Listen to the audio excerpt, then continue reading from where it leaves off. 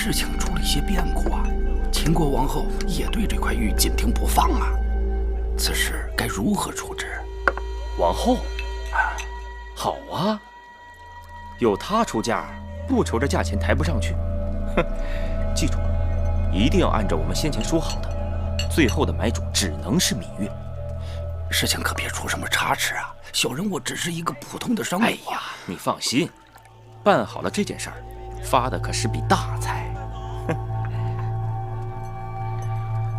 小人的性命可全攥在先生手里了。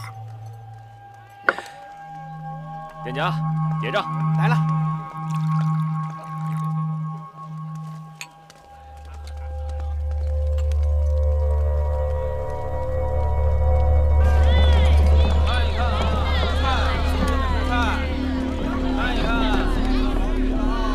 好了，酒足饭饱。哎，记住我说的话啊，稍安勿躁。那你先去吧。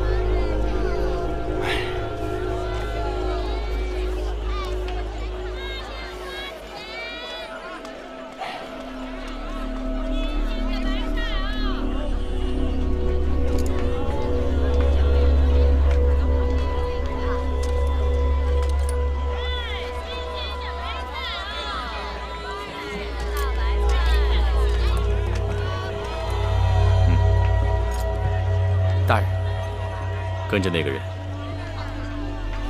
我倒要看看他还要去哪儿。是。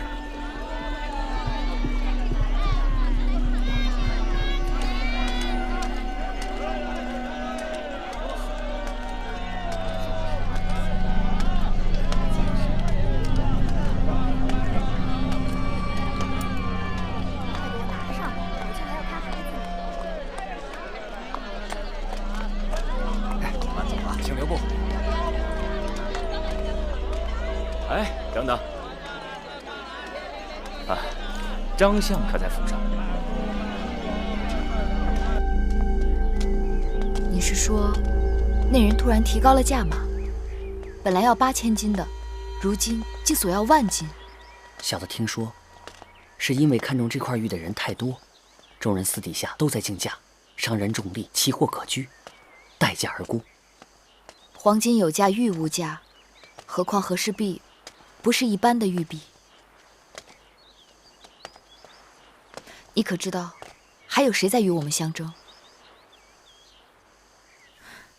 这么说，你是知道的。大约不是一个人，但其间好像有王后。王后？嗯。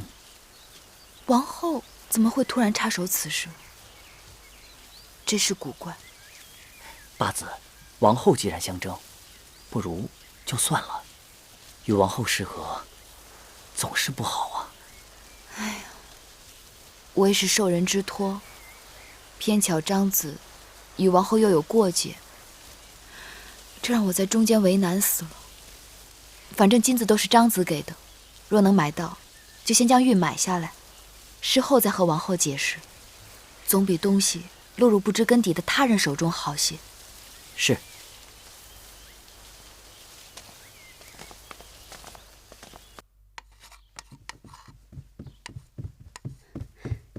王后，听说芈月也想买和氏璧，而且还出了高价钱呢。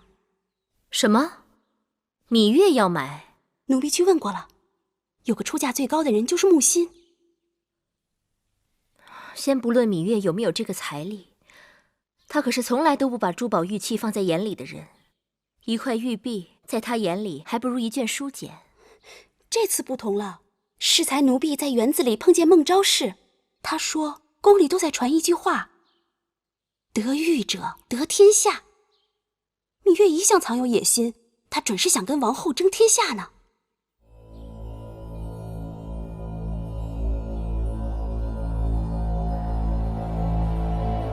不管那块玉璧多少钱，你都要给我买下来。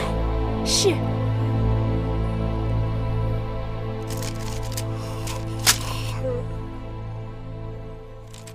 母亲，此刻是几更天？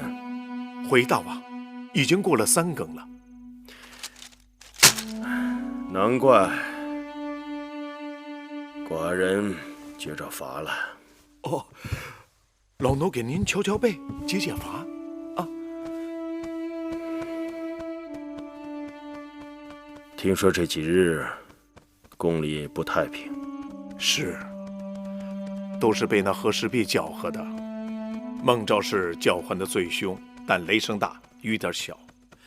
芈八子最早出嫁，但遇上了王后，不肯罢休。价钱现在已经是数万金了。随侯之诛，和氏之弊，得之者富，失之者贫。芈月那边，寡人心里有数。若不是受张仪托付，定不会趟着浑水。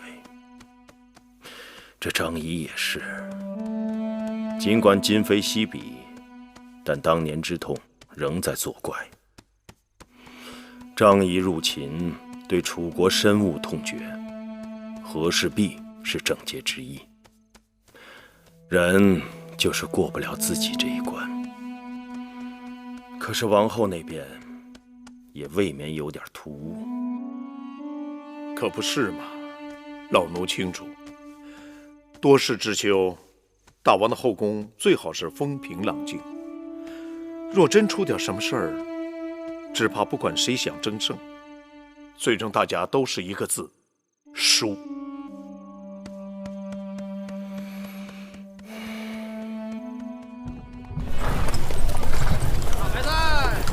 停车，就是这儿了，把东西给我搬进去吧。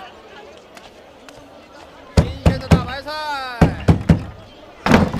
你找谁？范谷在吗？啊，在里面呢。搬进来吧。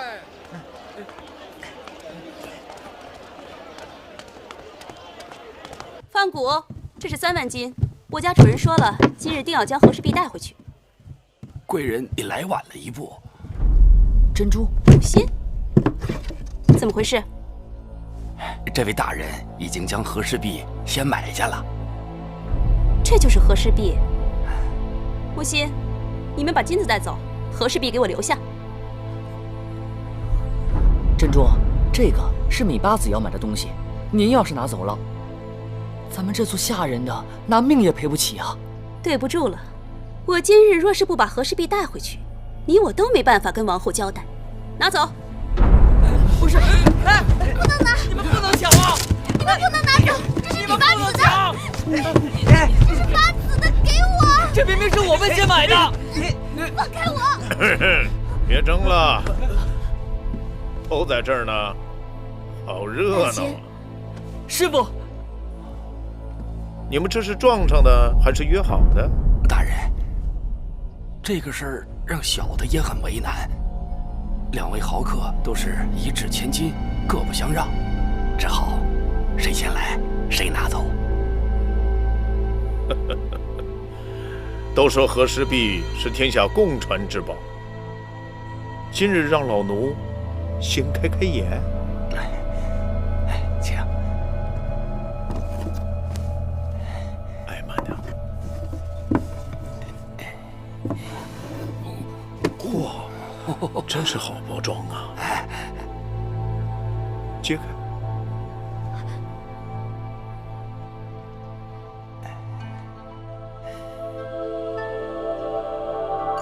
的确是块好玉啊！这明明就是八子先买的东西，他们上来就抢。王后要的东西，谁敢横刀夺爱？行了，收起来，跟老奴走。大监，师傅，大监，大人，您的意思是？大王有旨，每人付给他15000金，一同回宫。谢大人。